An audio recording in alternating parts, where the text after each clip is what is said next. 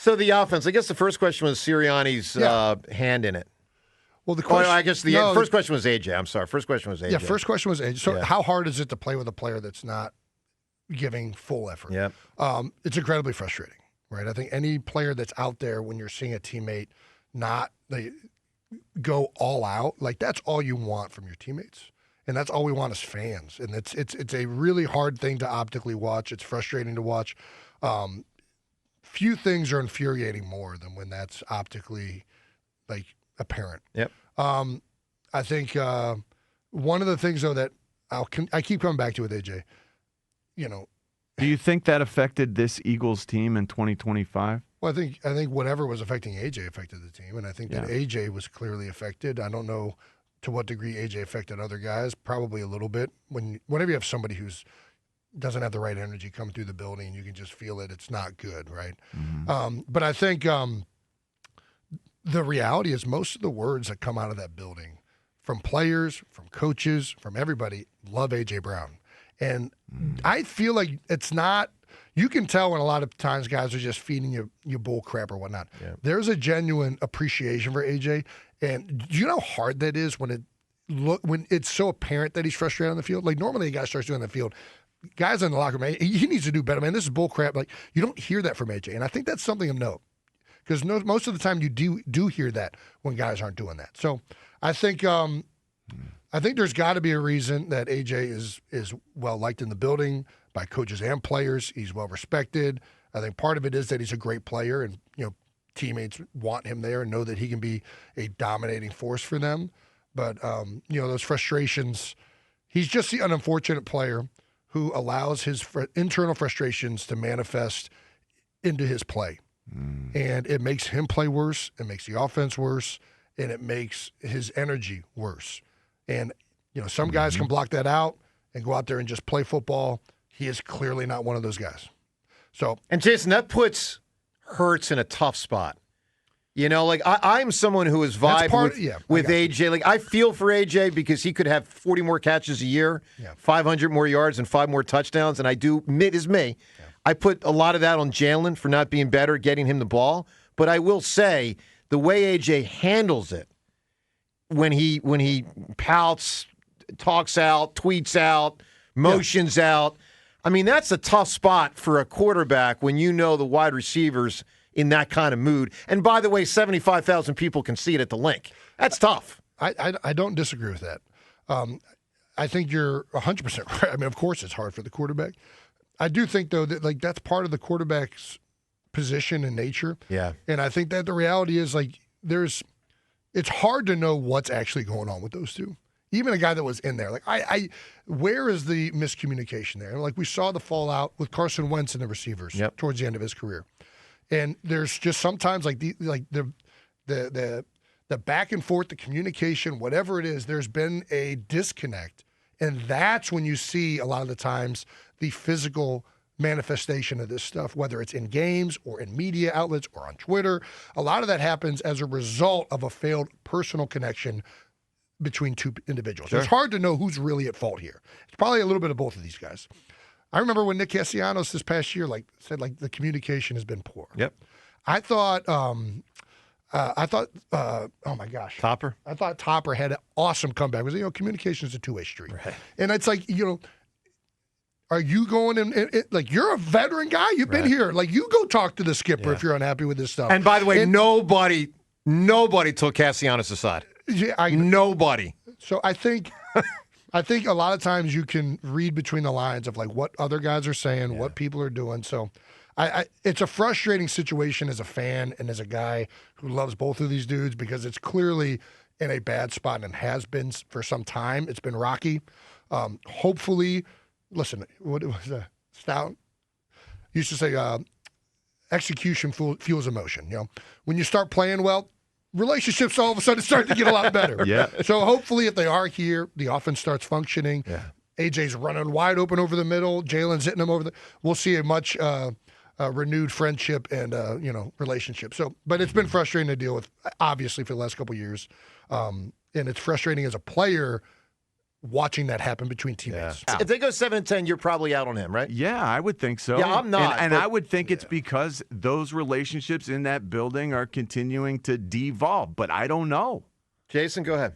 No, I was about to say, like, I think if you're on the hot seat, you go 7-10, you're usually out. Usually, so, I think that would be a definition of it. But I think, listen, he won a Super Bowl a year ago. He's been to 2 Super Bowls. He's had amazing success.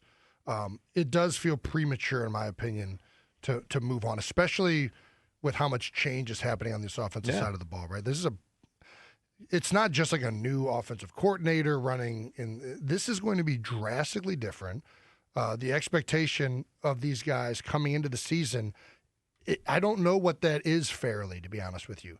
Now, you would like to see progression throughout the season offensively, and these guys continue to get better.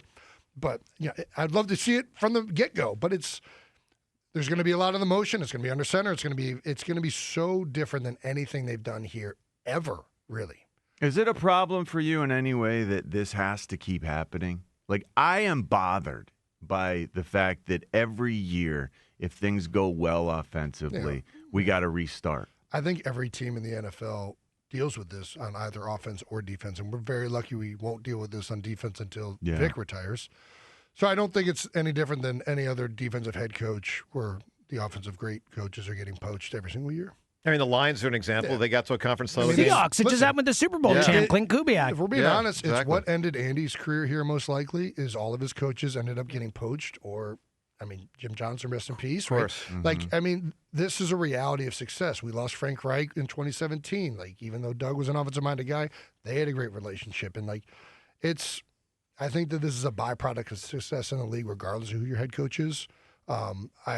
It sucks, but it's going to happen. Now, hopefully, they can start to build something here where you have guys ready to go who can step in, and you continue to build on that. That's where a lot of these other really, where the coaches that have had longevity, their coaches have gotten poached, but guys have stepped up, and all of a sudden they end up doing a great job in that same role. That's where we've failed, right?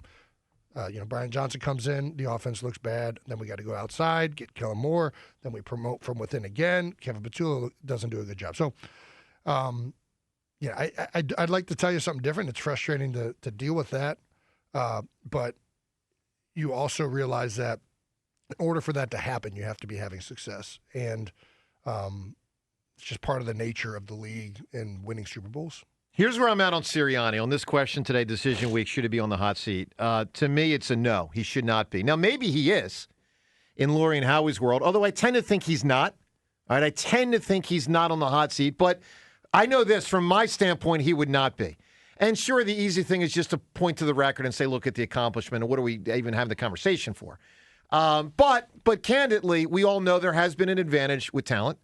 And we've had that conversation centered around Nick and Jalen many times, where the credit goes and where blame goes and all that sort of stuff. I just believe this in a nutshell. I think the Eagles got a good one. I think the Eagles got a really good head coach. I believe that. You may not believe that. I believe that. In my world, Nick Sirianni would not be on the hot seat.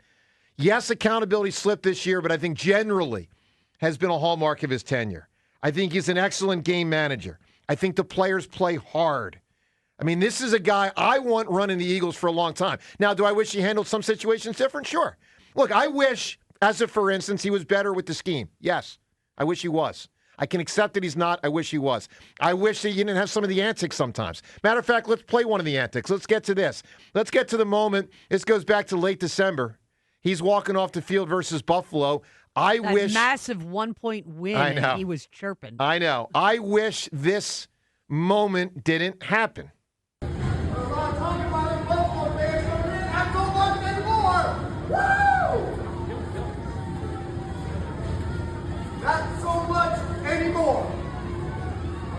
Love this. That stuff hurts him locally, and it really hurts him nationally, because I think there's a lot of people out there that think he's a clown. I don't, but I think around the nation, a lot of people say, Sirianni, clown. They see that stuff. Jason, why can't he help himself? Let me put it this way. When he's at the podium, he is really buttoned up now. When he does the interviews with us, he's careful. He is careful. Yeah. And it just seems like there are times the competitive juices in game and right after the game, it's like he can't help himself. Why can't he help himself? I think he's a competitive dude who's emotionally competitive and, lets that stuff boil over at times. I mean, all these things are usually results of, like, jawing and back and forth. Like, the thing in Kansas City, like, Kansas City's fans are talking trash, and all of a sudden he comes in after we win, and so he wants to throw it back in their face. And, like, listen, I wish as a head coach you wouldn't do that.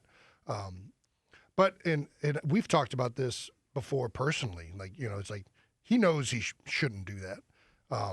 But I also think there's, that raw energy and emotion has benefits at times, and you don't get to have one or the other. Like, either you want a guy who, like, fires dudes up and, like, guys feel excited to play for, or you don't get that. You get an even keel guy. Yep. And I think that his energy and emotion, who he is as a person in general, has gotten the most out of his players. Now, do these little side antics and things in games and whatnot, do they, am I like, man, we got to be better than that? Yes, and he's the same way. But at the same time, like, as a player, I used to be very similar, man. I could lose my cool very quickly. And, I would always feel ashamed of it and, like, man, I really shouldn't have done that. Like, I should look back on it. But then at other times, I think you mask the times where that works out as a benefit. Sure. And I think that Nick's energy and effort as a coach and his competitive juices, by and large, work to the Eagles' favor. Well, I agree with that. And I'll say, to your point, I mean, a lot of athletes, and it's unusual, I think, coaches at this level, but a lot of athletes feed off. I mean, let me give you an example from 40 years ago. You cannot be serious! I mean, like, that was part of the John McEnroe thing. I mean, he was freaking out, and part of it was, kind of pumping himself up. I mean, it was just the nature of it. Listen, this is who Sirianni is. One thing he's not is a phoney. I had a guy. Like, he is who he is. No, he couldn't be someone he wasn't if he tried, which I do appreciate about him. I had a player come up to me one time, and or I went up to another guy who was losing his temper. I'm like, listen, man, you got to be able to control yourself. Like, your teammate or the other team? My teammate. Okay. And I went up to him, man, you got to be able to control yourself, man. You're letting your temper get the best of you, and, like, it's making you play worse. And he said, dude, my temper makes me play better. Get the heck out of my face. And I was like, okay, all right. And there was his name was? I'm not going there. Anyways, I went a couple of years later. I'm playing a game. I get pissed off and I start beating the crap out of guys. Yep. And I send him a text back. I was like, you know what? I was full of crap. You're 100% right. Playing angry makes you play football better. So it was just like anger in that stuff. It can be used in a very positive way. Yep. It can be used negatively, and sometimes it unfortunately does come out negatively with Nick. But I think it also, the vast majority of this stuff, I think, works to the Eagles' advantage. All right.